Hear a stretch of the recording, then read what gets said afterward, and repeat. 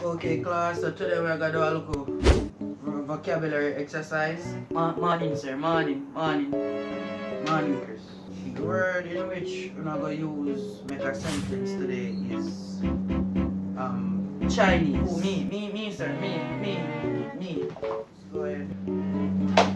Alright, sir. So me and my friend are easy, right, sir? And my friend say him go foreign. So I say which foreign?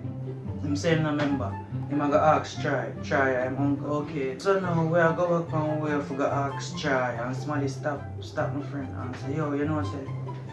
Try, car lick try, but him not dead. Him uncle broke up. So my friend say, which part and try, bro? Try hands? First no. Chinese.